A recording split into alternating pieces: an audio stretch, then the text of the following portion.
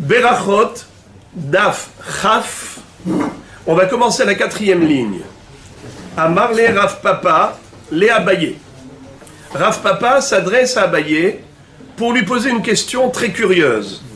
Il lui dit, Maishna Rishonim deitrahesh lehu nisa, ou Maishna Anan de la mitrahesh lan nisa. Quelle est la différence entre les premières générations et les dernières? Pourquoi est-ce que on va raconter des histoires des générations antérieures qui méritaient d'avoir des miracles? Ils avaient une gestion divine, surnaturelle, alors que nous, on n'a pas le srout d'avoir des miracles. Qu'est-ce qui fait la différence entre nous et eux? Qu'est-ce qu'ils avaient de plus que nous? Imishum tanouye, si c'est parce que ils étudiaient la Torah de manière plus intensive, plus profonde, ils avaient des connaissances plus étendues de la Torah, c'est faux. Nous, on est encore plus fort qu'eux en Torah. Regardez ce que va dire Rav Papa. Imishum tanouye, bishne de Rav Yehuda kule tanouye benezikin hava, ve'anan kamatninan shita sidre mishna. Dans les premières générations, leur étude se focalisait principalement sur le Seder Nezikin, alors que nous on étudie tout le chasse. Shisha Sidre Mishnah. Qu'est-ce que c'est Seder Nezikin?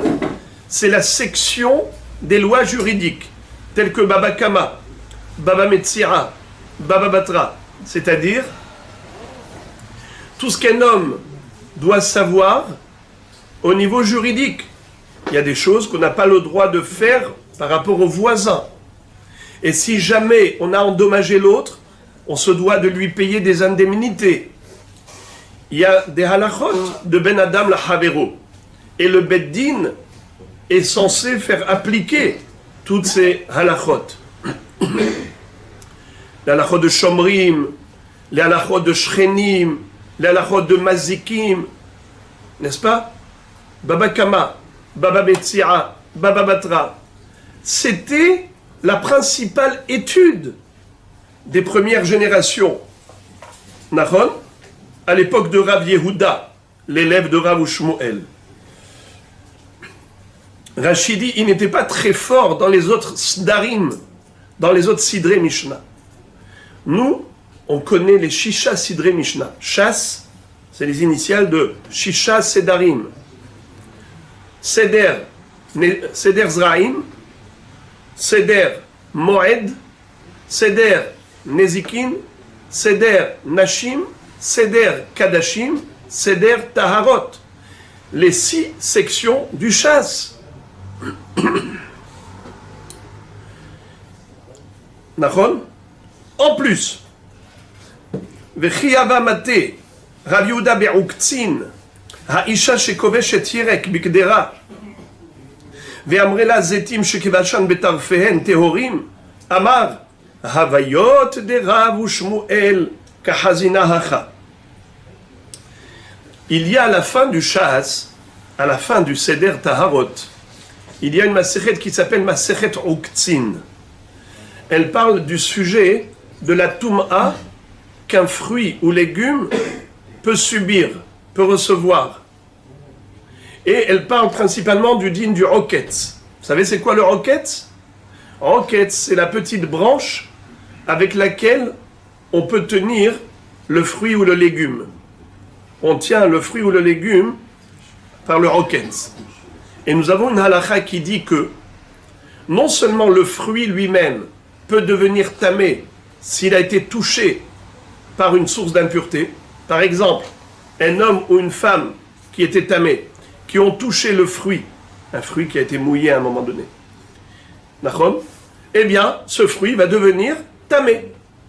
Mais si on a touché juste la branche, le petit bois, ou la feuille qui est liée à la petite branche du fruit ou du légume, eh bien, la halakha est la suivante. Si cette petite branchette nous permet de tenir le fruit, de tenir le légume, ça s'appelle yad la ochel.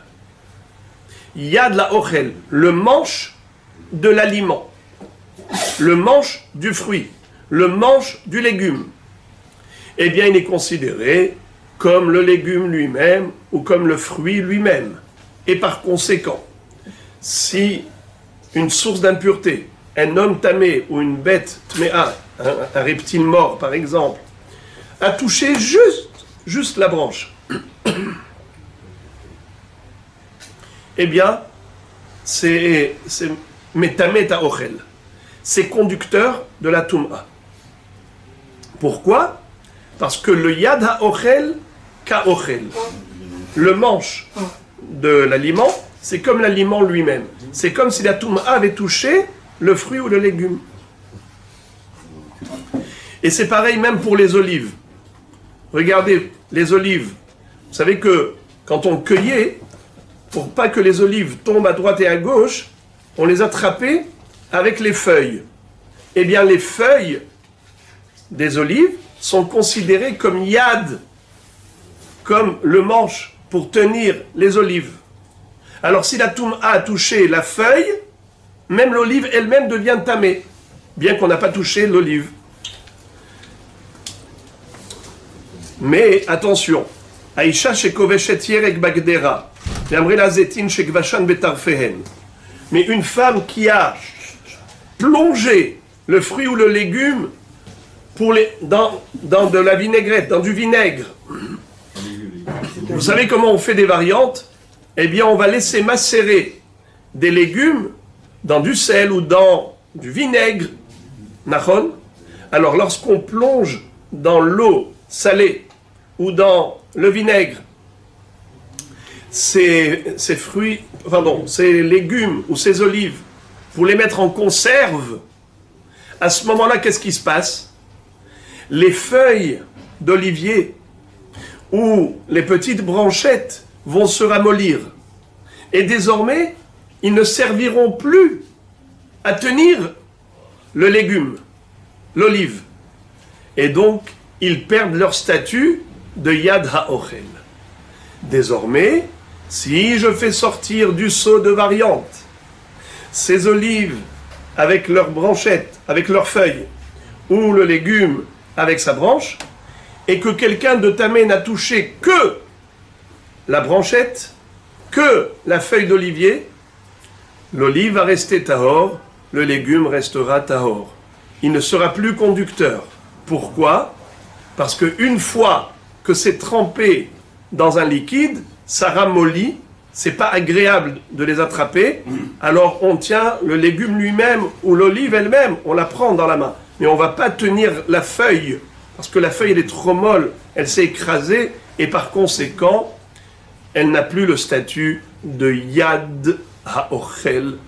La feuille ou la branche n'est plus conductrice de Tum'a.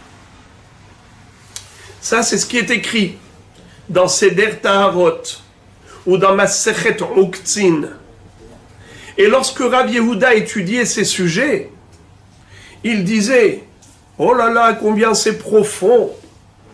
Amar Havayot de Rav Ushmuel Kahazina Hacha.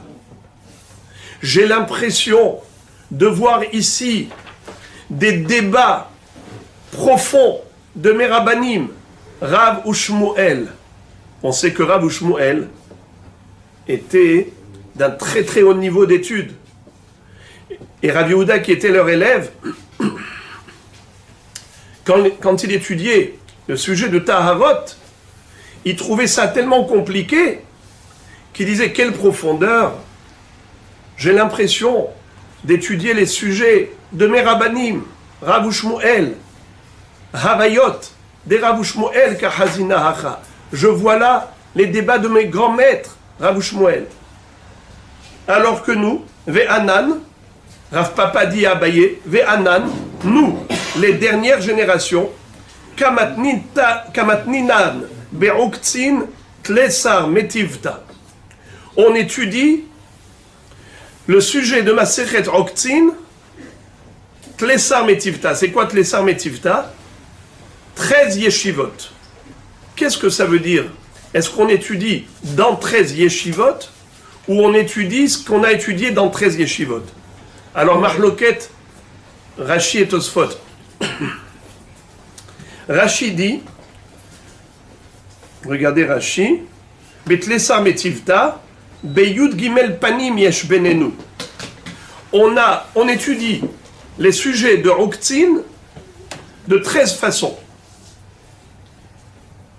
Tel qu'on l'a étudié le Mishnat Revi, dans le Beth Midrash de Rabbeinu Akadosh, Verabi Hiya, comme on l'a étudié dans les Baraïtot de Rabbi Hiya, ou Mishnat Bar Kapara, comme on l'a étudié dans le Beth Midrash de Bar Kapara, ou de Lévi, ou de Tana Debe Shmuel. Nachon? Ça veut dire quoi? Qu'on a étudié le même sujet selon toutes les opinions existantes. Donc on est hyper fort. Ou bien Tosfot disent Tlesar Metivta, Yesh Mefarshim, Tlesar Yeshivot Yesh Banu, Shebekiim. Ou Tlesar Lavdavka et là la Shon Aragil. Qu'est-ce que ça veut dire? Tosfot disent que il y avait là-bas en Babylonie 13 yeshivot, pas seulement les grandes yeshivot de Soura et de Pumbadita qui étaient des grandes villes babyloniennes, mais même dans des petites yeshivot, on étudiait les sujets de Ruktzin qui paraissaient complexes aux yeux de Rav Yehuda, et nous, les dernières générations, même dans ces petites yeshivot, on étudie ces sujets. Alors, on n'est pas plus petit au niveau du Limud HaTorah que les générations antérieures. Alors, je te repose ma question, Abaye. Pourquoi eux avaient droit au miracle et pas nous? Quelle est la preuve? À quel miracle faisait allusion Rav Papa? Écoutez l'histoire. Rav Yehuda Kiyava Shalif Had Mesaneh Ate Mitra Ve'anan Kametzaharina Nafshin Umitzvah Katzavhinan Velet Demashgah Ban. Traduction. Lorsqu'à l'époque de Rav Yehuda, il y avait de la sécheresse, alors Rav Yehuda organisait un jeûne, un ta'anit, et pendant ce jeûne, Rav Yehuda se mettait à prier, et il disait, Ribono shel olam, j'ai du tsar pour le monde qui manque de pluie, qui est dans la sécheresse, dans la famine. J'ai tellement de tsar qu'il disait qu'il allait se mettre en deuil. Et vous savez qu'un endeuillé, il enlève ses chaussures. N'est-ce pas? On ne porte pas des chaussures de cuir comme à Tisha B'Av. Qu'est-ce qu'il faisait Rav Yehuda? Il disait Ribono shel olam, si tu n'envoies pas la pluie, eh bien il enlève ses chaussures. Il enlevait une chaussure. Il n'avait pas le temps de retirer la deuxième chaussure de ses pieds, parce que déjà la pluie se mettait à tomber. Alors que nous, dit Abaye, on hurle, on crie, on appelle au secours, Velet Demashgah Ban, et on n'est pas exaucé.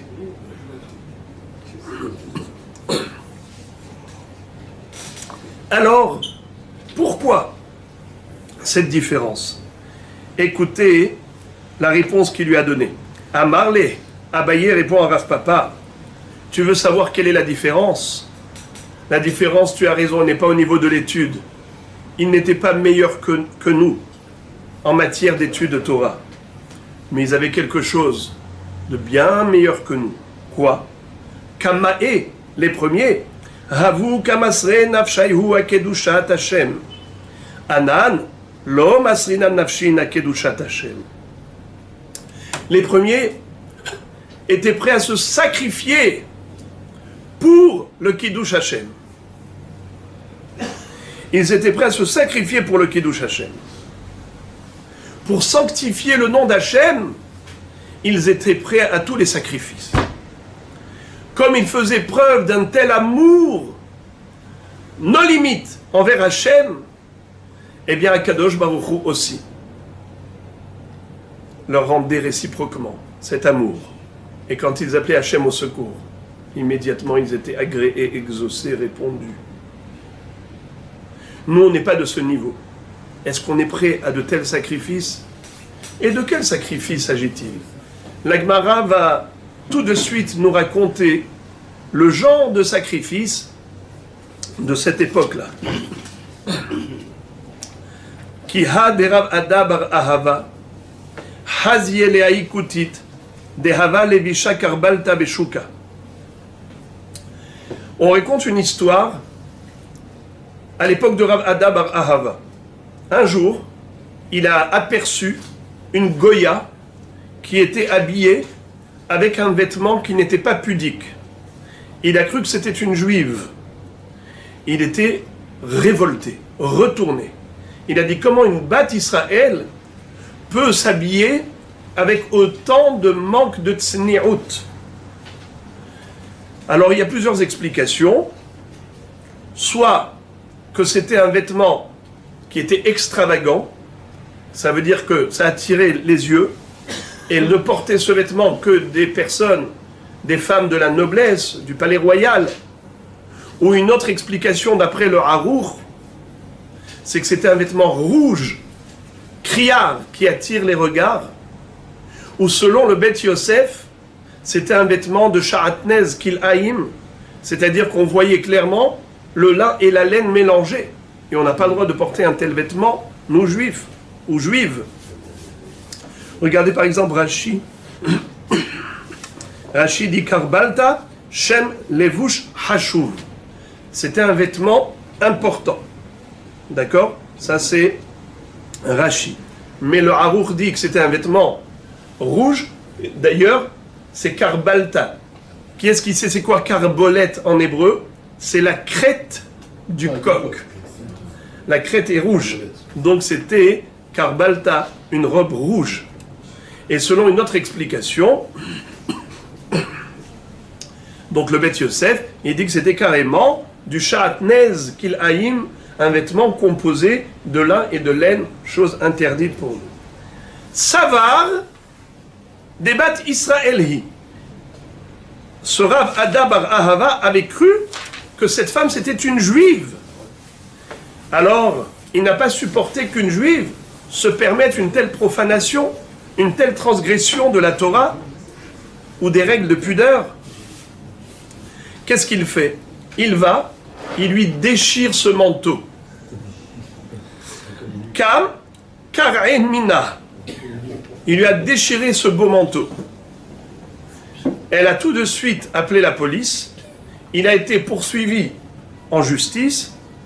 Et voilà qu'au tribunal, il s'avère que c'était une goya, une non-juive. Le juge a estimé la valeur de ce manteau, Shaimuha be'arba me'azouze. La valeur de ce manteau était de 400 zouz. Il a donc été condamné à payer 400 zouz pour indemniser cette goya. Pour vous donner une idée du prix, c'est Mataim zouz, c'est le prix de la ketouba.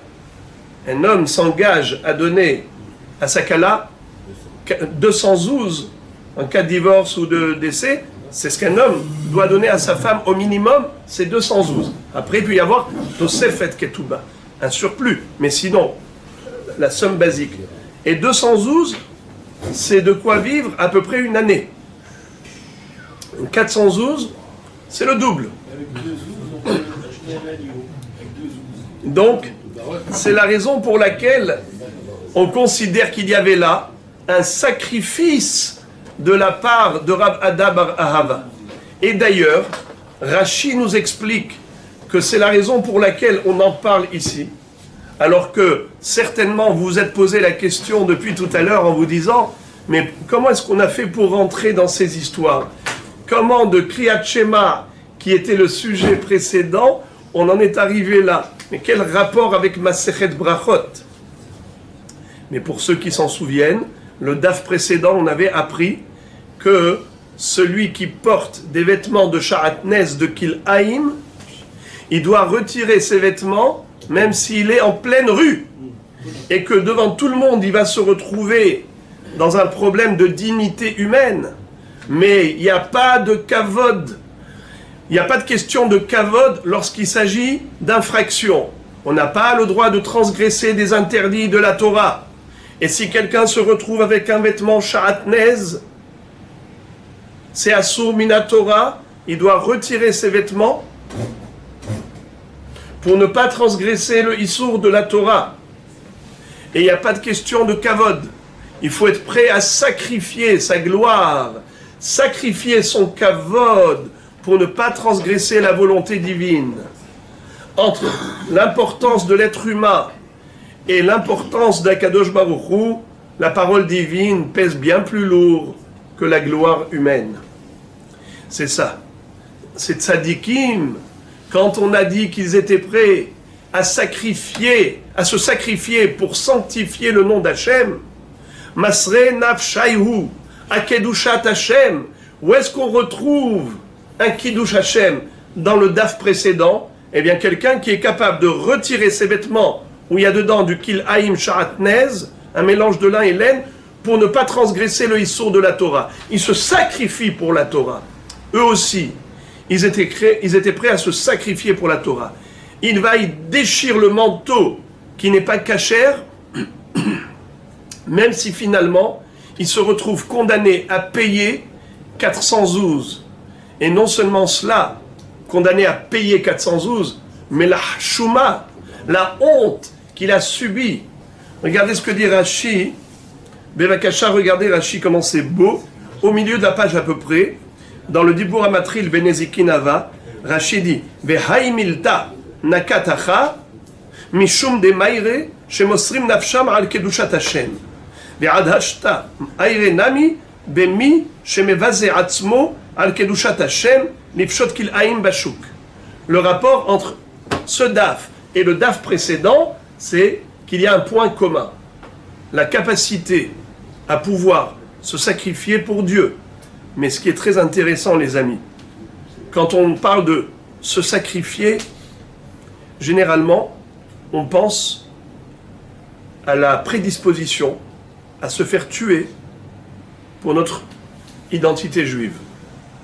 Généralement, c'est comme ça que ça se passait quand les goyim arrivaient avec leur revolver en disant ou bien tu épouses la religion étrangère où on te tue, ou bien tu vas adorer cette idole où on te tue, comme à l'époque de l'Inquisition en Espagne, ou bien vous vous convertissez au christianisme où on vous tue, n'est-ce pas? C'est comme ça que ça s'est passé. Qu'est-ce que les Juifs ont montré? Ils ont démontré un amour indéfectible et indélébile envers Akadosh Baruch Hu, prêt à sacrifier même leur vie pour Hachem. Ça, c'est le sacrifice de sa vie au plein sens du terme. Mais maintenant, nous apprenons qu'il y a une autre façon de sacrifier sa vie. C'est être prêt à annuler totalement son orgueil, à faire fi de sa gloire, à rabaisser totalement sa fierté pour ne pas transgresser une mitzvah de la Torah. Un homme qui retire ses vêtements en pleine rue parce qu'il a découvert qu'il y a dedans un mélange de lin et laine. Un homme qui a déchiré le manteau d'une autre personne en pensant que c'était une juive, parce qu'il s'est dit ce n'est pas possible d'admettre dans le peuple juif de telles profanations, de telles transgressions. Même si ça paraissait anodin à nos yeux, eh bien à ses yeux c'était suffisamment important pour courir le risque de payer 400 zouz et de se faire honte, comme ici, Mevazeh atzmo al kedushat Hashem. Voilà Rabotai. Sacrifier son honneur et sa gloire, c'est sacrifier sa vie. Ce qui est très intéressant, c'est la fin de cette histoire. Amar la ma shemech. Alors là, Rav Ada bar Ahava s'adresse à son adversaire au tribunal et lui dit « Comment t'appelles-tu, madame ?» Elle lui dit « Amrale Matoun. Mon nom, c'est Matoun. Amarla Matoun, Matoun, Arba Me'azouze Shavia. » Alors Rashi donne deux pirushim. Qu'est-ce que ça veut dire Matoun? En araméen, ma'atan, ou bien en hébreu mataim. Combien c'est mataim? 200. 200. Matun en araméen, matan, 200. Il me dit, matun, 200 et 200, ça fait 400. Ça veut dire, voilà, à cause de toi, madame, je dois payer 400 zouz de ma poche comme indemnité. Alors ton nom de Matoun, 2 fois 200, ça fait 400. Un autre pirouge de Rashi, c'est qu'il dit qu'en hébreu, Matoun, c'est la patience. Si j'étais patient, j'avais pris le temps de m'enquérir auprès d'elle pour savoir si elle est goya ou juive, eh bien j'aurais pu économiser 400 zouz. Matoun, arba me'od zouz shavia. Patience, eh bien on peut économiser avec la patience beaucoup d'argent. Entre parenthèses, il y avait un rave qui disait, c'est vrai, avec la patience, on économise pas mal d'argent, mais celui qui fait preuve d'un amour infini pour Hachem et qui avec excès de zèle agit de cette manière, eh bien cet homme-là, c'est pas 400 zouz qu'il vaut, d'une valeur inestimable et incommensurable. Il n'y a pas de limite à sa grandeur. Rav Ada bar Ahava, c'est vrai qu'il a perdu 400 zouz, mais il a fait preuve d'un sacrifice pour l'amour d'Akadosh Baruch Hu qui ne connaît pas de limite. Ce fut la réponse de Abaye à Rav Papa, en lui disant, tu t'étonnes et tu te demandes pourquoi les premières générations avaient bénéficié de la faveur divine. Eh bien c'était très simple, c'est la loi de la réciprocité. Eux aimaient tellement Akadosh Baruch Hu, eh bien Hachem leur faisait tant de preuves d'amour quand ils avaient besoin de pluie, lorsqu'ils avaient besoin de quoi que ce soit. Rav Yehuda avait retiré à peine une chaussure et il n'a pas eu le temps de retirer la deuxième que déjà il a eu la réponse à ses souhaits.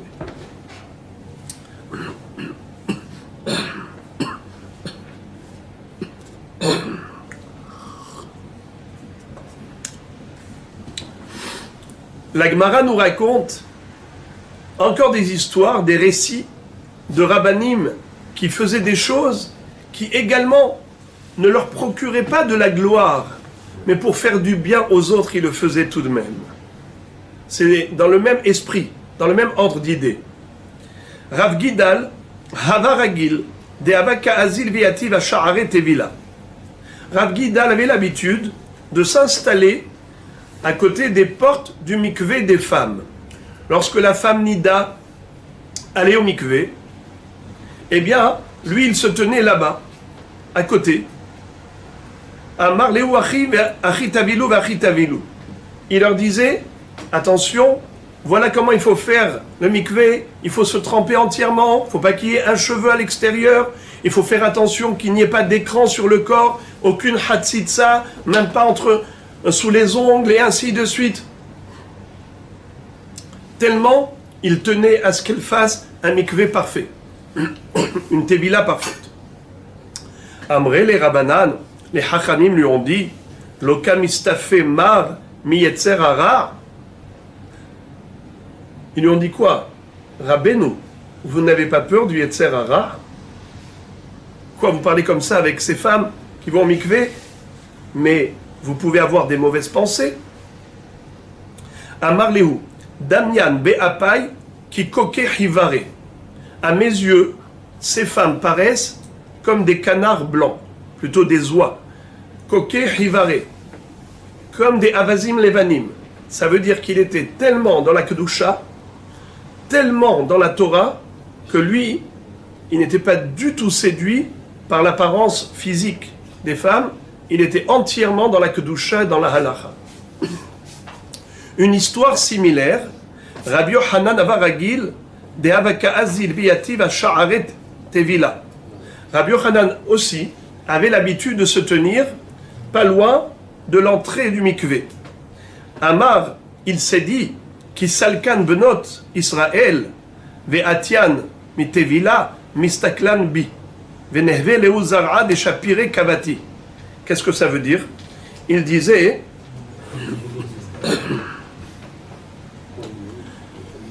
je voudrais que quand les femmes sortent du mikvé, qu'elle n'aille pas regarder quelque chose de tamé, par exemple un hazir ou un kelev. Je voudrais qu'elle puisse me voir à moi, et que la première des choses qu'elles aient vues en sortant du mikvé, c'est Rabbi Yochanan. Rabbi Yochanan avait deux qualités. Il était premièrement très beau, deuxièmement très fort en Torah, un grand hacham. Et ici, il est dit que il voulait qu'elles aient des enfants aussi beaux que lui. Et dans Masechet Baba Metzia, on nous rapporte la même chose dans le Daf Pedalet, mais là-bas il a rajouté « Et je voudrais qu'elles aient des enfants aussi hachamim que moi ». Et on sait que la mahashava de la femme a une influence sur le bébé si elle a conçu cette nuit. Et là, ils lui ont demandé à Rabbi Yochanan, mais comme tu es beau et comme tu es hacham, tu pourrais subir le aïn hara, le mauvais œil de ces femmes. Amre le Rabbanan, lokam istafe mar me'ena bisha, tu n'as pas peur du mauvais œil? Entre parenthèses, nous dit le Ben Ishai dans son livre Ben Yehoyada, pourquoi ils ne lui ont pas posé la même question qu'on a posée à Rav Gidal? Tu n'as pas peur d'avoir des mauvaises pensées en t'asseyant ici, pas loin du mikvé? Pourquoi ils lui ont demandé juste s'il n'a pas peur du aïn hara? Alors il y a deux réponses. La première réponse, c'est que Rav Gidal parlait avec les femmes. Il leur disait, voici la halakha, comment il faut se tremper, et ainsi de suite. Donc là, il y a un risque de mauvaise pensée. Tandis que Rabbi Hanan ne conversait pas avec elle. Donc, il n'y avait pas le risque de mauvaise pensée. Il y avait juste le aïn hara. En plus, pour ceux qui ont étudié la dernière page de Masechet Baba Kama, ils connaissent l'histoire de Rav Kahana avec Rabbi Yochanan. Rabbi Yochanan avait de longs cils et il ne voyait pas directement. Il fallait soulever les cils pour voir. Donc c'est pour ça que lui n'avait pas de risque de mauvaise pensée puisqu'il ne les regardait pas. Il était vu sans voir. Donc c'est pour ça qu'il y avait juste un problème de aïn hara. Quelle fut sa réponse de Rabbi Yochanan? Amar Léou, il leur dit, je n'ai pas peur du mauvais œil. Pourquoi? Ana mizar'a de Yosef ka'atina, de la shaltaber ina bisha. Moi je suis descendant de Yosef Hatzadik, qui ne subit pas le mauvais œil. Dirtiv, ben porat Yosef, ben porat ale aïn, comme avait dit Yaakov Avinu à propos de Yosef Hatzadik. Ben porat Yosef, ben porat ale aïn. Yosef, c'est le fils gracieux, charmant. Ce fils charmant, ale aïn. Qu'est-ce que ça veut dire? Et Amarabi Abaou, altikre ale aïn, et là, ole aïn. Lui, Yosef Hatzadik, échappe au mauvais œil. Bien qu'il soit Ben Porat, le fils charmant et gracieux, mais il est Ole Aïn. Il domine l'œil. D'où on le sait, de ce pasouk. Rabbi Yossi Bar Bichanina Amar Me'acha. Rabbi Yossi Bar Bichanina apprend d'un autre pasouk. Ve'idgu larov bekerev haaretz. Lorsque Yaakov Avinu a adressé une bénédiction aux deux fils de Yosef, Ephraim et Menaché, il a dit Amalach Egoel oti mikol ra yivarech et hane'arim ve'ikare ba'em shemi ve'shem avotay Avraham ve'Yitzchak ve'idgu larov bekerev haaretz, qu'ils se multiplient sur la terre comme les poissons dans la mer. Ve'idgu dagim ma dagim shebayam ma'im mechassim alehem ve'en ayin hara sholetet ba'em avzaro shel Yosef en ayin hara sholetet ba'em. De la même façon que les poissons ne subissent pas le mauvais œil de l'homme. Pourquoi? Parce que si vous avez remarqué, ils font toujours du sous l'eau. Les poissons sont toujours cachés de l'œil humain parce qu'ils sont sous l'eau. Nahon?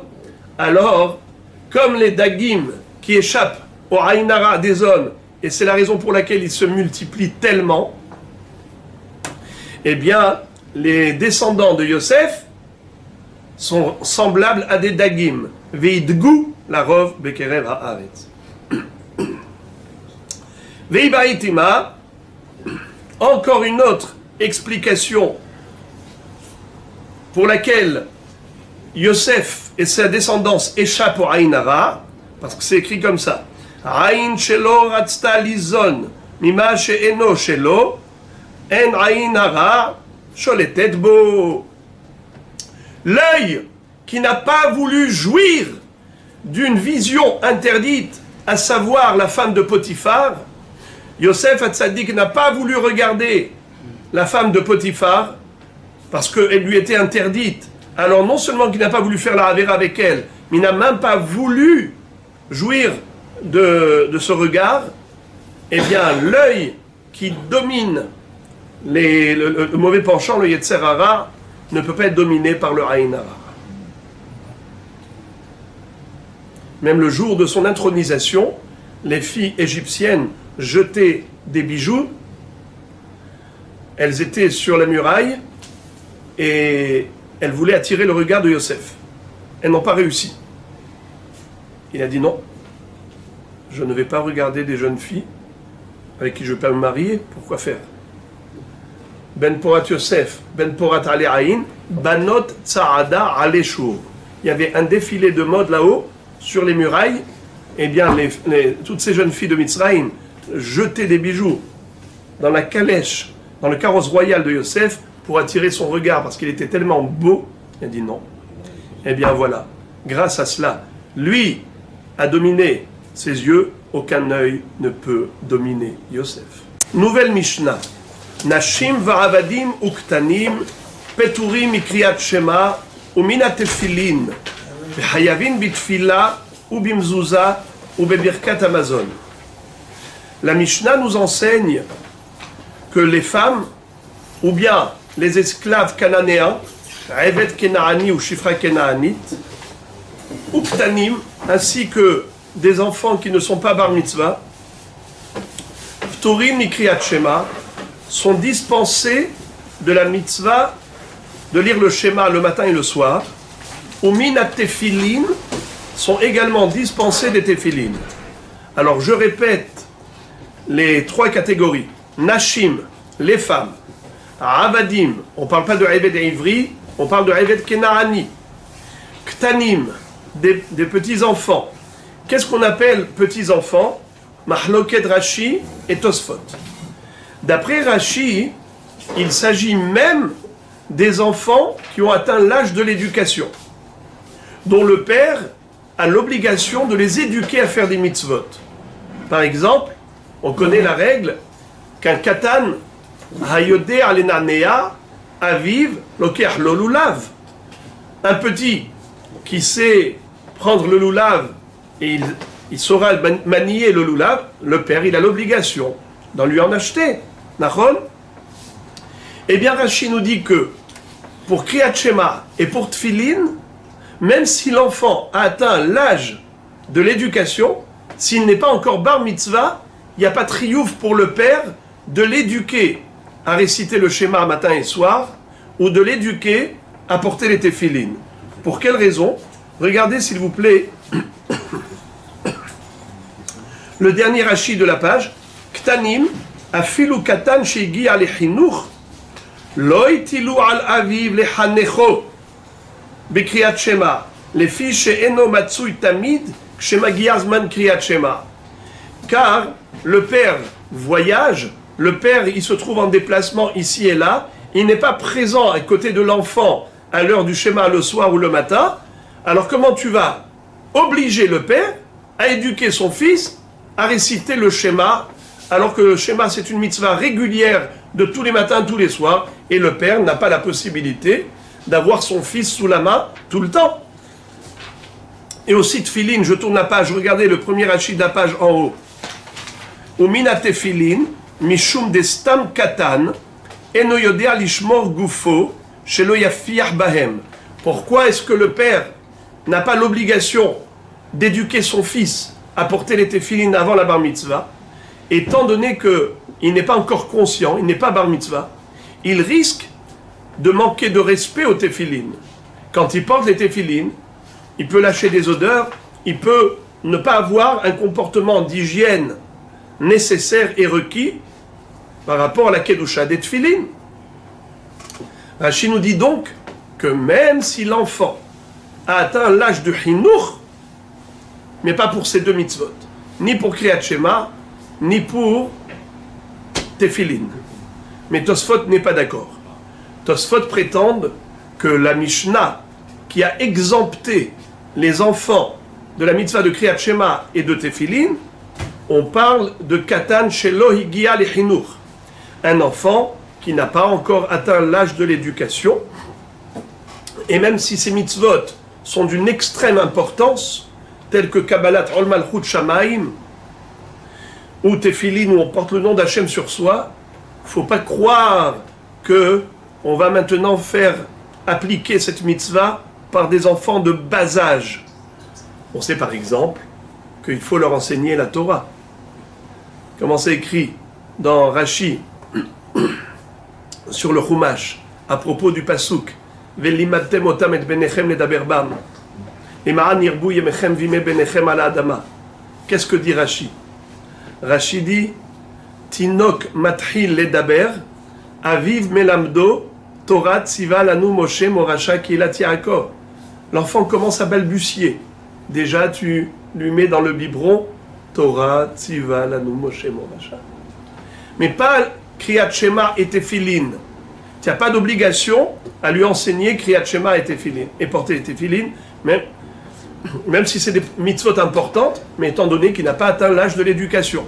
Mais s'il avait atteint l'âge de l'éducation, d'après Tosfot, il faut que le père éduque son fils à lire le schéma et porter les Tefillin. Maintenant, je voudrais quand même vous faire lire le Rashi au début de la Mishnah. Rashi dit comme ça: Nashim va'avadim uktanim pturim mikriyat shema, she'im mitzvat aseh shazman gerama, v'kaimalan bekidushin, de nashim peturot mideoraita, utfilinna mi mitzvat aseh shazman grama, de savar laila ve'shabbat, lavzman tefilin ninhu. En règle générale, les femmes sont dispensées de toutes les obligations temporelles, c'est-à-dire des mitzvot qui sont liés à des dates fixes ou à des moments précis. Ça veut dire que ce n'est pas une mitzvah qui est applicable tout le temps. Eh bien, de ces mitzvot, la femme est dispensée. Exemple, Kriyat Shema, ou Pshor Becha, ou Vkumecha.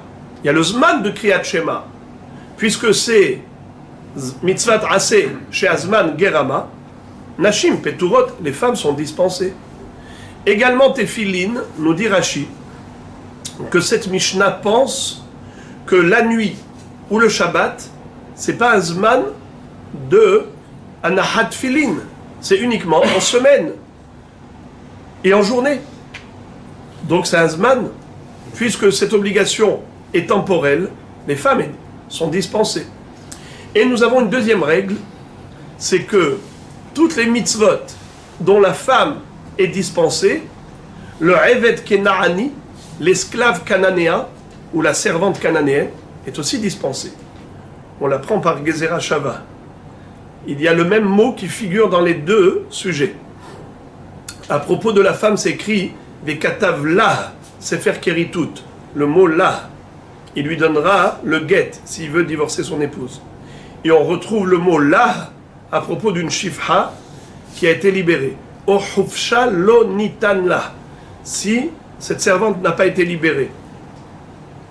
Le mot la qui figure dans la femme, la qui figure dans la servante, pour dire les mêmes dinim qu'on applique aux femmes, on applique à la servante. De là on apprend que toutes les mitzvot qui incombent aux femmes incombent au Reved Kenarani. Par conséquent, puisque la femme elle est dispensée des mitzvot assez shazman grama, le Reved Kenarani également. C'est la raison pour laquelle le Reved Kenarani, même s'il doit pratiquer toutes les mitzvot, mais pas les mitzvot assez shazman grama. Donc il n'a pas la mitzvah de Kriyat Shema, il n'a pas la mitzvah de Tefillin. Je tourne la page. En revanche, Hayavin bitfila ou bimzouza ou bebirkat Amazon. C'est-à-dire que la Mishnah nous enseigne que Nashim, Varavadim ou Ktanim ont l'obligation de la tefila, de prier. Je vous invite à regarder la deuxième ligne de Rashi. Hayavin bitfila, Rachidi, de tfila rahamehi, ou miderabananhi, vetiknuha, aflenashim, ulhinur ktanim. Rachid nous dit que la raison pour laquelle les femmes sont tenues de prier, et même les enfants, ils disent parce que la tfila, dans l'absolu, c'est bakashat rahamim. Les rachamim ont institué que l'homme prie son Dieu, son Créateur, pour mériter de recevoir tout ce dont il a besoin. On a tous besoin de vivre, on a tous besoin de santé, on a différentes nécessités. Alors prie Hachem. La femme aussi a les mêmes besoins. Les enfants, il faut les éduquer à cela également. Hayavim bitfila. Ou bimzouza, ou bebirkat Amazon. Mezouza, c'est normal, car ce n'est pas une mitzvah qui est temporelle. Elle est intemporelle.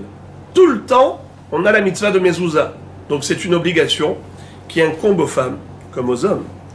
Birkat Amazon, Rashi dit, Bigmara ba'ela ideoraita ou derabanan. Dans la Gemara, on verra, est-ce que la mitzvah qu'ont les femmes de faire Birkat Amazon, est-ce que c'est une mitzvah qui leur incombe minatora, comme les hommes, ou c'est que miderabanan? Pourquoi est-ce que la femme serait dispensée minatora? On verra dans la Gemara. Gemara. Kriyat Shema, Pshita, mitzvah aseh shazman geramai, chol mitzvah aseh shazman gramanashim petuvot. La Gemara demande, je ne comprends pas. Pourquoi est-ce que la Mishnah avait besoin de nous dire que la femme est dispensée de la lecture de Shema? Mais c'est évident, puisque c'est une mitzvah temporelle. Réponse. Nous aurions pu croire qu'étant donné que la récitation du Shema n'est pas une mitzvah comme une autre, il y a une importance particulière à cette mitzvah, c'est que c'est l'acceptation du joug divin, c'est la proclamation de l'unicité du Créateur. On aurait pu croire que même la femme est obligée de lire le Shema. C'est pour ça que la Mishnah nous dit que non, c'est comme toutes les mitzvot aseh chez Azman Grama. Encore, ou mina tefilin, la Mishnah nous a dit que la femme est dispensée des tefilin. Question, pshita, mais c'est évident, puisque les tefilin, c'est mitzvot aseh chez Azman Grama, ni Shabbat, ni la nuit, on ne porte les tefilin. Réponse, ma ou des thémas, tu aurais pu dire, Ho'il veit kash le mezouza, kamash ma'lan. Étant donné que, dans le Kriyat Shema, qu'est-ce qu'on voit? Que tefilin et mezouza, c'est juxtaposé. Ukshartam leot al yadecha vehayu letotafot ben ainecha, uchtaftam al mezuzot betecha uvish'arecha. De par cette juxtaposition, on aurait pu croire qu'il faut comparer les mitzvot. Et la personne qui est concernée par la mitzvah de mezouza serait concernée par la mitzvah de tefilin. Donc puisque la femme a le chiyuv de mettre la mezouza, puisque mezouza c'est une mitzvah assez intemporelle, c'est tout le temps. Alors, peut-être que même pour tefilin, bien que ce soit temporel, peut-être qu'elle a l'obligation, exceptionnellement. C'est ça qu'on te dit, non. Faut pas comparer tefilin à mezouza, il faut plutôt comparer tefilin à la mitzvah de limud Torah. Qu'est-ce qui est écrit juste avant la mitzvah de tefilin? Velimadtem otam et benechem. Et benechem velo et benotechem. Il n'y a pas de mitzvah d'enseigner la Torah à sa fille. Eh bien, tefilin aussi. Il n'y a pas de mitzvah pour les filles. Vechayavin bitfila. Les femmes sont tenues de prier. La Gemara dit, pourquoi? Des rahamehi. Des rahameninhu. Certains ont la girsa de pshita. C'est évident que la femme elle est tenue de prier, puisque c'est bakashat rahamim. Qu'est-ce que ça veut dire? Puisque qui n'a pas besoin de vivre? Même les femmes ont besoin de vivre. Donc il faut prier. C'est comme ça que Tosfot lise la Gemara. Rashi dit qu'il ne faut pas lire Pshita, mais Tosfot dit que oui, il faut lire Pshita. Nachon? Pshita? Ma'u detema ho'il vekatuv ba erev aboker vetzaoraim kemitzvat aseh shazman gramadami kamash ma'lan. Nous aurions pu croire que, étant donné que la prière a un temps fixe, erev, vaboker, vetzaoraim, shaharit le matin, mincha l'après-midi, arvit le soir, nous aurions pu croire que c'est une mitzvah qui est temporelle, et donc la femme, elle est dispensée. C'est ça le chidouche. Étant donné que c'est rahamim, et la femme a besoin de rahamim, comme les hommes, alors il faut qu'elle prie, bien que ce soit une mitzvah temporelle. J'ouvre une parenthèse, il y a une grande mahloket entre Rambam Maïmonide et Ramban Nachmanide. D'après Rambam, la mitzvah de prier, elle est minatora. Comme il est écrit, Ul'ovdo bechol levafrem ufchol nafshechem. Ezoi avoda shebalev zoi tefila. Seulement, d'après lui, la mitzvah de la Torah, c'est de prier ne serait-ce qu'une petite phrase. Dire à Kadosh Baruch Hu, Hachem, s'il te plaît, aie pitié de moi. Donne-moi de la santé. Fais-moi réussir aujourd'hui mes entreprises. Et ainsi de suite. Donne-moi de la santé. Juste une demande, ça suffit, tu es quitte. Qui a institué les 3 tfilotes, Shacharit, Mincha et Arvit? Ça c'est Midera Banan. Mais dans l'absolu, la mitzvah elle est intemporelle. D'après Rambam Maïmonide, la Gemara elle est fluide et limpide comme l'eau de roche. Au début, la Gemara dit mais c'est pshita que la femme est chayevet de tfila. Puisque selon la Torah, c'est une mitzvah qui est intemporelle. À n'importe quel moment, elle peut faire cette demande. Il n'y a pas de temps fixe. Et de ce fait, c'est une mitzvah qui incombe aussi aux femmes, puisqu'elle a besoin de demander rahamim à n'importe quel moment. La réponse, étant donné que dans Tehillim, on retrouve que les rahamim ont fixé un temps pour les 3 tfilot, Erev, Baboker, Vetzaoraim, Asiha, Ve'eheme, le pasouk. Alors on aurait pu croire que c'est une mitzvah temporelle. C'est pour ça qu'on te dit non, non. Dans l'absolu, dans le fond, pas dans la forme, dans le fond, c'est une mitzvah qui a lieu tout le temps, donc même la femme, elle est chayevet. Mais Rashi, il pense comme Ramban Nachmanide, comme quoi la mitzvah n'est pas minatora, elle est que midera banan. C'est pour cela que on s'était posé la question au début. Rahameninu, pourquoi est-ce que la femme serait dispensée? C'est ça le chidouche.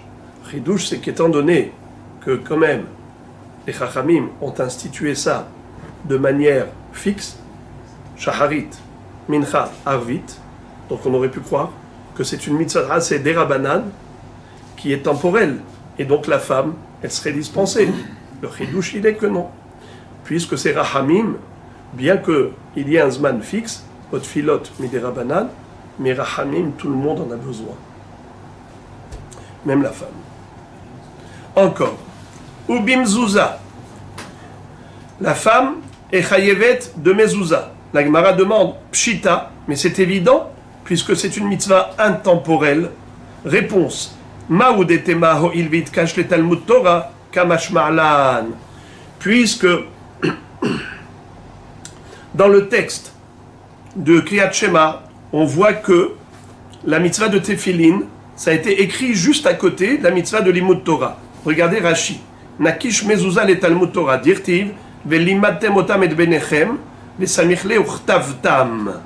Tu aurais pu croire ma Talmud Torah nashim peturot afargav de en azman grama Rahmana patrinhu dirtiv et benechem velo benotechem af mezuzah nashim peturot kamash ma'alan de nashim hayavot dirtiv lema'an yirbu yemechem Gavre Baruch Haye, Naché lo Baruch Haye, Bitmiha.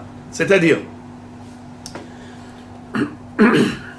si tu observes le texte de Kriyat Shema, tu constates que la Torah a écrit la mitzvah de Mezouza juste après Limud Torah. ולימדתם אותם את בניכם לדבר בה משבתך בביתך ולתך בדרך ושומרך וקומך וכתבתם על מזוזות ביתך ובשעריך. La mezouza s'écrit juste après la mitzvah de Limud Torah. Et on a dit que Velimatem otam et benechem, velo et benotechem. La mitzvah d'enseigner la Torah, c'est juste à son fils et pas à sa fille. Alors on aurait pu croire que de la même façon que la femme est dispensée de l'étude de Torah, elle serait dispensée également de mezouza. On aurait pu croire cela. Kamash ma'lan, que non, la mezouza, il ne faut pas la comparer au Limud Torah. Pourquoi pas? Parce que c'est écrit juste après la mitzvah de mezouza, les ma'an irbu yemechem, vime benechem.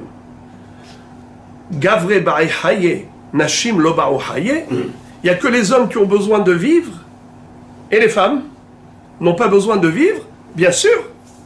Donc les ma'an irbu yemechem, c'est même pour les filles. Alors, puisque la mezouza rallonge la vie, c'est normal que même les femmes aient la mitzvah de mezouza.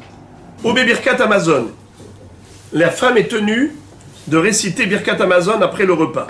La Gemara demande Pshita, mais c'est évident. Pourquoi c'est évident? Puisque Birkat Amazon, c'est après chaque repas. Je peux manger à n'importe quelle heure. La Gemara répond Maoudetema, tu aurais pu penser Ho'il urtiv, betet Hashem lachem ba'erev, basar le'echol, ve'lechem ba'boker lisboa, ke mitzvat aseh shazman grama dami, kamash ma'lan. Qu'est-ce que ça veut dire?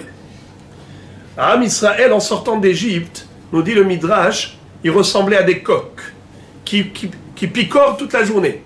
Ils grignotent tout le temps. Moshe Rabbeinu leur a dit, Derech Eretz, le matin, vous mangerez la manne, le pain. Le soir, vous mangerez de la viande, la caille. N'est-ce pas? Eh bien, puisque Moshe Rabbeinu leur a dit, vous allez faire Birkat Amazon après manger, de la manne, Lechem baboker, Basar ba'erev. Donc quand est-ce que tu fais Birkat Amazon? Après manger, après avoir mangé le pain. Dans le désert, c'était quoi le pain? La manne céleste. Quand est-ce qu'ils mangeaient? Le matin. Donc tu aurais pu croire qu'étant donné que Moshe Rabbeinu leur a fixé un temps pour le repas de pain, donc c'est une mitzvah temporelle, une obligation temporelle, et par conséquent, les femmes seraient dispensées. C'est ce que tu aurais pu croire. C'est pour ça qu'on te dit non. La femme doit faire Birkat Amazon car manger du pain le matin, c'est juste technique. Techniquement, il leur a dit manger du pain le matin. Mais à n'importe quel moment de la journée, si je mange du pain, c'est sûr que je dois faire Birkat Amazon. Ou la nuit. Donc, c'est une mitzvah intemporelle dans l'absolu. Pour ça que même les femmes sont chayavot. Et maintenant, la Gemara va rentrer dans un débat extraordinaire. Amar Rav Ada bar Ahava. Nashim chayavot bekidush hayom dvar Torah. Les femmes sont chayavot de faire kiddush. Elles ont l'obligation. Amay, mitzvot aseh shazman grama ou chol mitzvot aseh shazman gerama. Nashim ptuvot. Comment se fait-il que la femme est tenue de faire kiddush, mais pourtant le kiddush c'est que le Shabbat? Donc c'est une mitzvah temporelle, une obligation temporelle. Pourquoi est-ce qu'elle est chayavet de faire kiddush? Réponse, Amar Abaye miderabanan. Qu'est-ce que ça veut dire? Le kiddush des femmes c'est que miderabanan. La Gemara demande, Amar le Rava veha dvar Torah ka Amar. Comment tu peux dire une chose pareille? Mais tu vois bien que Rav Ada bar Ahava a dit clairement Nashim chayavot bekidush hayom dvar Torah. Donc c'est une obligation toraïque.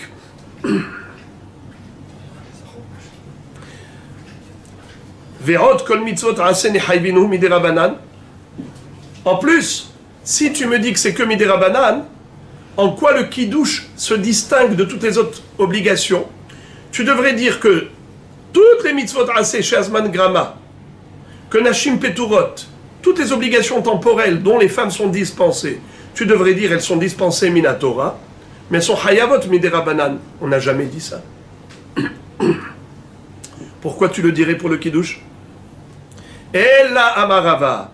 Voici l'explication que donne Rava. Pourquoi la femme est tenue de faire kiddush minatora? Amarkra, zachor et shamor, kol sheyeshno bishmira, yeshno bizchira, vehane nashe, ho'il veitanu bishmira, itanu bizchira.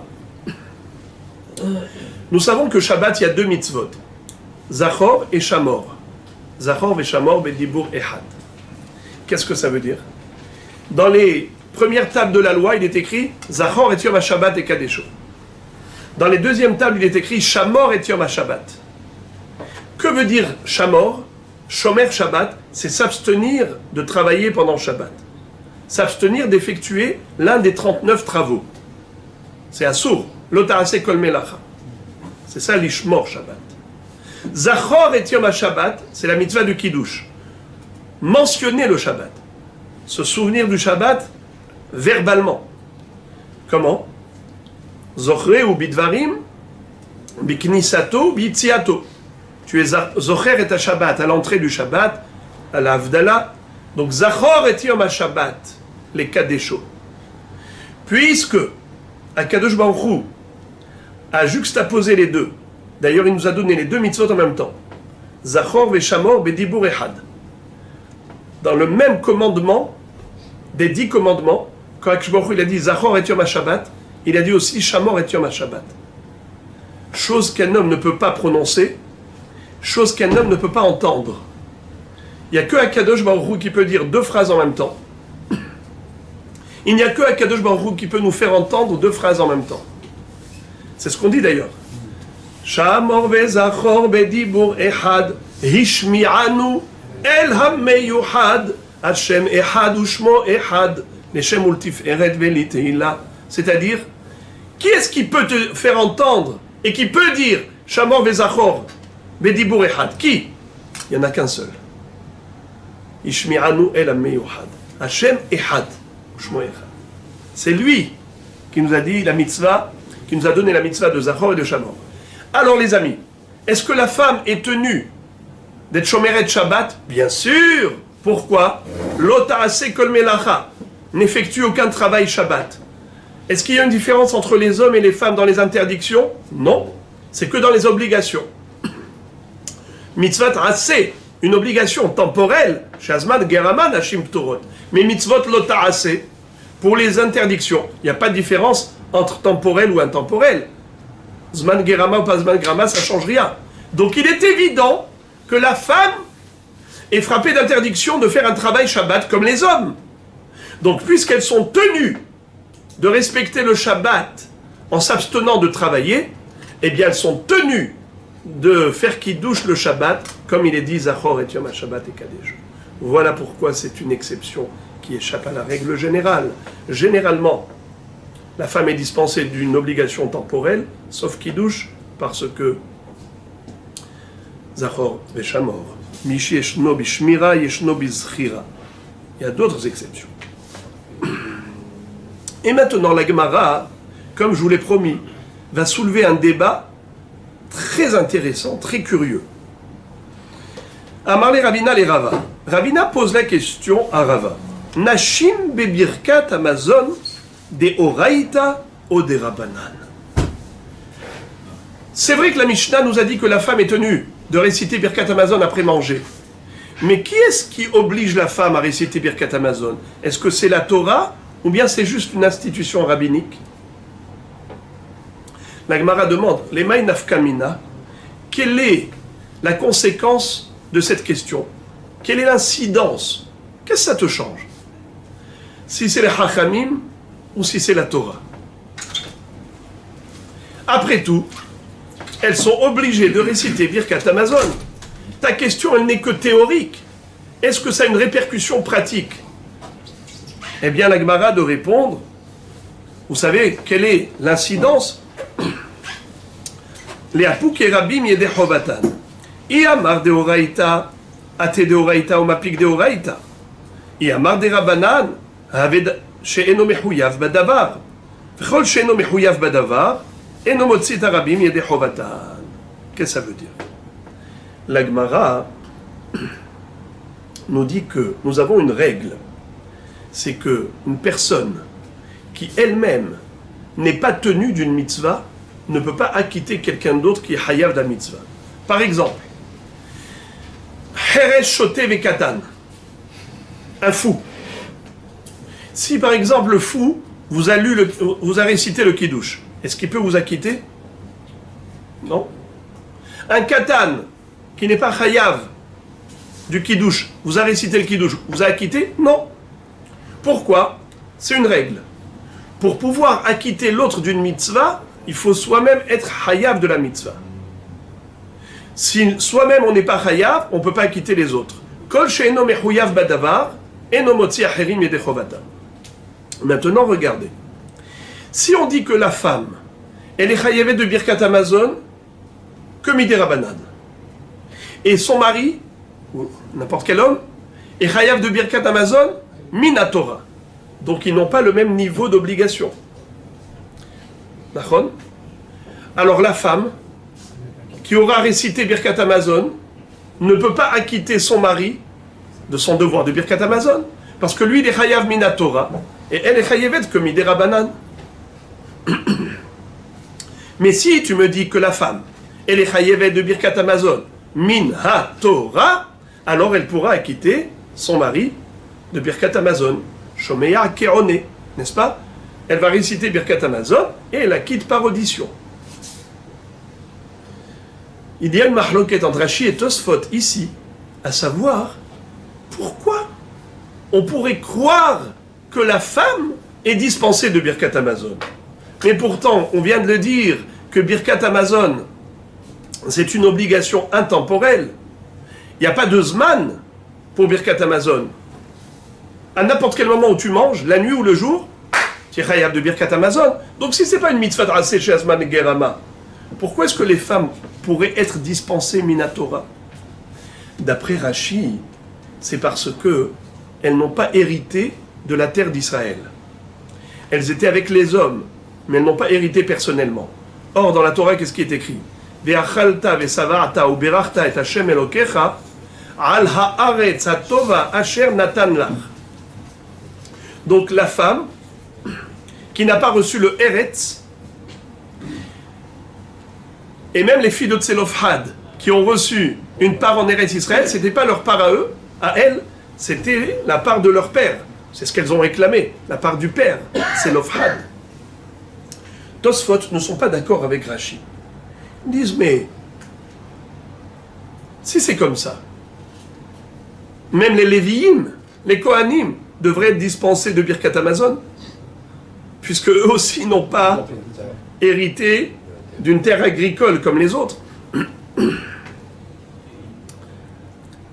Alors Tosfot disent que c'est pour une autre raison que peut-être la femme est dispensée de Birkat Hamazon. C'est parce que dans Birkat Hamazon, on parle de Berit Vetorah. Al beritecha shehatamta bivsarenu ve'al toratecha shelimattanu. N'est-ce pas? Hachem, tu as établi une alliance avec nous, la Brit Mila. La femme n'est pas concernée. Hachem, tu nous as donné la Torah, quel cadeau. La femme n'a pas l'obligation d'étudier la Torah. Puisqu'il est dit que celui qui fait Birkat Hamazon, sans avoir remercié Hachem pour Berit Vetorah, n'est pas quitte, alors on aurait pu penser que, puisque la femme n'est pas concernée par la Brit Mila et la mitzvah d'étudier de la Torah, donc lorsqu'elle va faire Birkat Hamazon, ce sera sans Berit Vetorah, elle ne peut pas acquitter les hommes. Ou bien même si elle dit Berit Vetorah, mais elle n'est pas concernée. C'est pour cela que on se pose la question. Est-ce que la femme, qui elle, est dispensée de Berit Vetorah, donc elle est dispensée de tout Birkat Hamazon, c'est comme midei Rabbanan, ou bien non? Certes, il n'y a pas Berit Vetorah, mais au moins, elle a l'obligation toraïque de faire Birkat Hamazon, de réciter Birkat Hamazon, même si elle n'est pas concernée directement par Berit Vetorah. Alors, qu'est-ce qu'on fait maintenant qu'on a ce safek? On a un dilemme. La femme, elle est chayevet malgré tout de Birkat Hamazon minatora, ou bien c'est seulement midei Rabbanan? En d'autres termes, est-ce qu'elle peut acquitter son mari, qu'elle récite Birkat Hamazon et lui écoute, ou bien elle ne peut pas acquitter son mari, puisqu'elle n'a pas le même niveau d'obligation? Alors regardez ce que la Gemara va tenter de répondre. Elle va dire, Tashma, viens, je vais te citer une baraïta, et peut-être que grâce à cela, tu auras la réponse à ta question. qu'est-ce qui est écrit? Be'emet amru, ben mevarech le aviv, ve'eved mevarech le rabo, ve'isha mevarechet le ba'ala, aval amru hachamim, tavo me'era la adam, sheishto ubanav mevarechim lo. Yamar bishlama deoraita, ate deoraita ou mapik deoraita. Et là, yamar de rabanan, ate de rabanan ou mapik deoraita. Qu'est-ce que ça veut dire?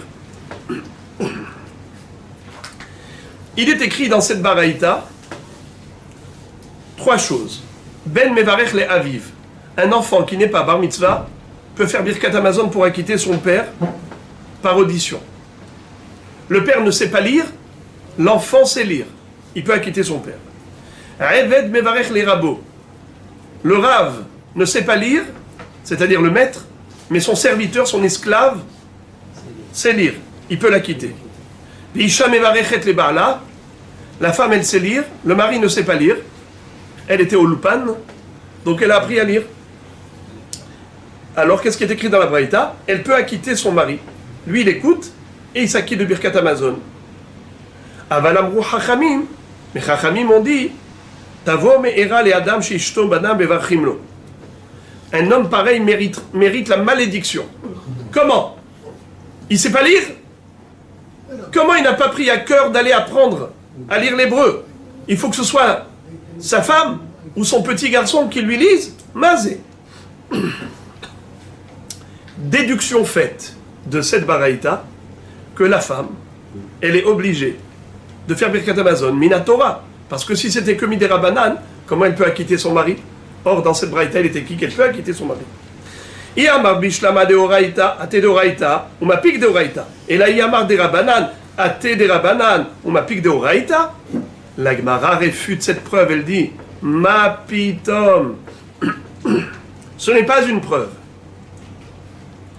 Et je vais te démontrer que ce n'est pas une preuve. Ultamir, selon toi, katan barhi uvahu. Comment tu peux comprendre cette phrase de la Braïta? Ben mevarech le aviv. De quel ben on parle? Un enfant qui n'est pas bar mitzvah. Il fait la bracha pour acquitter son père par audition. Le père, il entend, il est quitte par la birkat Hamazon de son fils. Mais le fils, il n'est pas bar mitzvah. Et pourquoi il doit réciter birkat Hamazon? C'est juste à titre de hinour. C'est que midera banan. Donc là, c'est sûr que c'est que midera banan. Et tout de même, il peut acquitter son père qui est chayav de birkat Hamazon, minatora. Tu peux concevoir ça? C'est inconcevable. Alors qu'est-ce que tu es obligé de dire? Écoutez bien. Et là,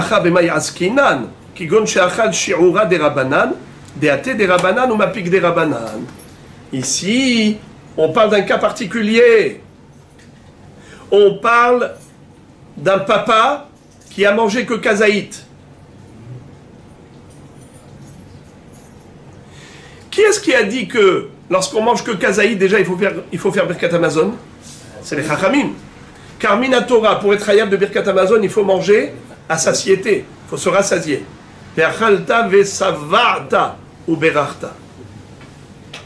Pour être chayav de birkat Hamazon, minatora, il faut être rassasié. Mais si on n'est pas rassasié et on a mangé que kazaït, pourquoi on doit faire birkat Hamazon? Parce que les chachamim ont dit qu'il faut lire birkat Hamazon après avoir mangé kazaït d'après Rabbi Meir ou kabetza d'après Rabbi Yehuda. Rabbi Meir dit, bien que minatora t'es pas chayav, mais les chachamim ont dit que oui. À partir de quelle quantité? Kazaït de pain, selon Rabbi Meir, ou kabetza de pain, selon Rabbi Yehuda. Mais ce birkat Hamazon, on est chayav que midera banan. Et l'enfant est chayav de réciter birkat Hamazon à titre d'éducation, c'est aussi que midera banan. Alors ils sont au même niveau d'obligation. Le katan il est chayav midera banan, et le père il est chayav que midera banan, à tedera banan ou ma pique dera banan. La même chose la femme, puisque son mari n'a mangé que kazaït, il est chayav que midera banan. Même si tu dis que la femme elle est chayavet que midera banan, elle peut acquitter son mari. À tedera banan, ma pique dera banan. J'ouvre une parenthèse pour un petit commentaire. Tosfot nous disent que ici il s'agit que le père il a mangé que kazaït, mais l'enfant ou la femme, ils ont mangé à satiété. Ils ont mangé beaucoup de pain. Ils sont rassasiés. Donc, la femme ou le petit, ils sont chayav midera banan. Le mari, il a mangé, le mari ou le père, ils ont mangé que kazaït. Des rabanan. Mais si la femme ou le petit, ils ont mangé que kazaït, ils ne peuvent pas acquitter le mari ou le père qui a mangé kazaït. Pourquoi? Lo atetre des rabanan ou bapik had des rabanan. Le mari ou le père, il a mangé kazaït, il est chayav des rabanan d'un premier degré de rabanan. Mais l'enfant ou la femme, ce serait un deuxième degré de chiyuv des rabanan. Pourquoi? Déjà, ils sont chayav de birkat Amazon comme des rabanan, même s'ils étaient rassasiés. Et en plus, maintenant, ils n'ont mangé que kazaït, donc c'est des rabanan sur des rabanan. D'accord? Donc ils ne sont pas au même niveau. Quelqu'un qui est chayav midera banan d'un deuxième degré ne peut pas quitter celui qui est chayav midera banan d'un premier degré. C'est Tosfot qui dit ça. Que pour les mettre au diapason au même niveau, il faut rehausser la femme ou l'enfant. Ils ont mangé à satiété, ils sont rassasiés, mais le mari, lui, n'a mangé que kazaït. Alors là, c'est had des rabanan, ils peuvent s'acquitter mutuellement. Enfin, on termine la Gemara par un récit extraordinaire. Darash Rav Avira, Zimnin Amarla Mishme de Rabbi Ami, ve Zimnin Amarla Mishme de Rav Assi. Rav Avira a raconté quelque chose. Parfois il a dit au nom de Rabbi Ami, parfois il a dit au nom de Rabbi Assi. Qu'est-ce qu'il a raconté? Amru mal'achei hasharet lifnei hakadosh baruch hu ribono shel olam. Les anges dans le ciel se sont adressés à Kadosh Baruch Hu. Ils lui ont posé une question en disant: Maître du monde, katuv betoratecha asher lo yisa panim velo yikach shohad ve'alo ata noseh panim leIsraël dirtiv yisa Hashem panav elecha. Qu'est-ce que ça veut dire? Toi, Hashem, tu as écrit dans la Torah que tu ne te laisses pas séduire, tu ne prends pas de pot de vin et tu ne favorises personne de manière injuste. Hashem est juste, rigoureux, strict. Alors, comment ça se fait que tu favorises Am Israël? Issa Hashem panav elecha v'yasem lecha shalom. Issa Hashem panav elecha. Ça veut dire que même si tu ne mérites pas, Dieu il va te combler, Dieu va t'offrir, Dieu va te donner. Et tu ne mérites pas. Là-bas, les malachim disent à Kishbaruchu, Ipnema tanoseh panim leIsraël. Amar lahem, vechi lo esa panim leIsraël, shekatavti lahem batorah, le'achalta ve'sava'ta u'berachta et Hashem elokecha, vehem medakdekim al atzmam, ad kazayit ve'ad kabetza. Kishbaruchu dit aux malachim, comment puis-je m'abstenir de favoriser mes enfants Israël? Moi, je leur ai demandé de réciter Birkat Amazon que s'ils sont rassasiés. Mais eux, ils n'attendent pas d'être rassasiés. Ils ont mangé à peine un petit morceau de pain, kazaït comme le volume d'une olive, ou bien kabetza comme le volume d'un œuf, d'après Rabbi Yehuda. Et déjà, ils se sont imposés de réciter Birkat Amazon. Ça veut dire qu'ils m'aiment tellement, comme des enfants qui aiment leur père. Eh bien, moi aussi, je les aime, comme un père aime ses enfants. Même lorsqu'ils font des bêtises, je ferme les yeux, je leur pardonne. Je leur donne la chance de pouvoir faire teshuva. Donc, c'est comme ça que la Gemara a conclu avec cette Agada, en nous disant que Birkat Amazon, c'est vrai que Minatora, c'est seulement si on est rassasié, mais Am Israël s'est imposé de remercier Akadosh Baruch Hu pour tout, même pour un petit morceau de pain, aussi petit que le volume d'une olive. Alors Rabotai, regardez, qu'est-ce qui fait que Akadosh Baruch Hu nous favorise? C'est le fait de le remercier pour tout. Donc s'habituer à remercier Akadosh Baruch Hu, de dire Toda Rabba Hashem Itbarach, Tov lehodot l'Hashem, Ulzamer le Shimcha Elyon.